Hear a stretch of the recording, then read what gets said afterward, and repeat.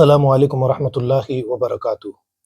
چند دن پہلے ایک آٹو ڈرائیور نے مجھ سے ایک بات کہی اور سچ پوچھے تو وہ بات میرے دل میں اتر گئی۔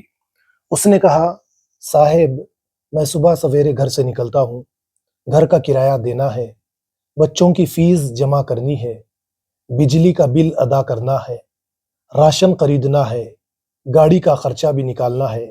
گرمی ہو یا بارش میں سارا دن سڑکوں پر محنت کرتا ہوں تاکہ شام کو چند 100 روپئے لے کر گھر جا سکوں۔ پھر اس کی آنکھوں میں آنسو آئے اور اس نے کہا، آج ایک خاتون میرے آٹو میں سوار ہوئی اور کرائے کی بات چیت ہوئی، صرف 10 روپئے کم کروانے کے لیے اس نے مجھ سے بحث کی۔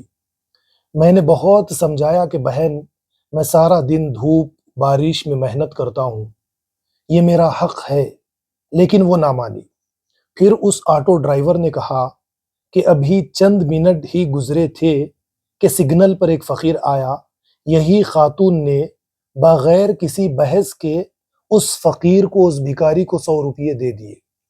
پھر آٹو والے نے ایک ایسا جملہ کہا جو شاید ہم سب کے لیے سوچنے کا مقام ہے، میری محنت کے 10 روپئے اتنے مہنگے کیوں تھے اور بغیر محنت کے 100 روپئے اتنے سستے کیوں تھے؟ ذرا سوچئے۔ وہ آٹو ڈرائیور کسی شوق سے دھوپ میں نہیں پھر رہا تھا، وہ کسی شوق سے ٹریفک کا دھواں نہیں کھا رہا تھا، وہ کسی شوق سے سارا دن تھک نہیں رہا تھا۔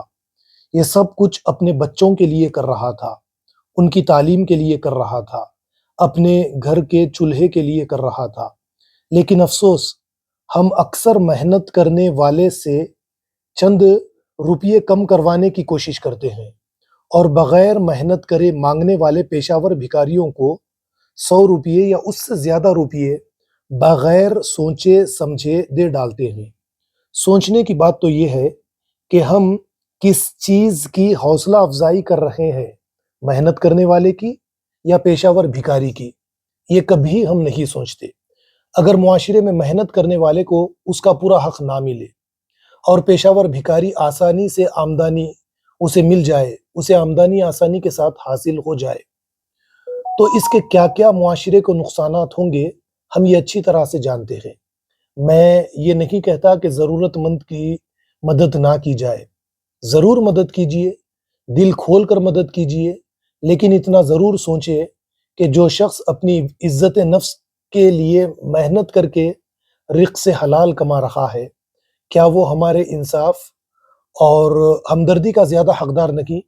اگر آپ کسی آٹو ڈرائیور، مزدور، رکشے والے یا کاریگر کا جائز حق خوش دلی سے ادا کر دیتے ہیں تو آپ صرف اسے پیسے نہیں دے رہے ہیں بلکہ محنت، دیانتداری اور حلال روزی کی عزت بھی کر رہے ہیں۔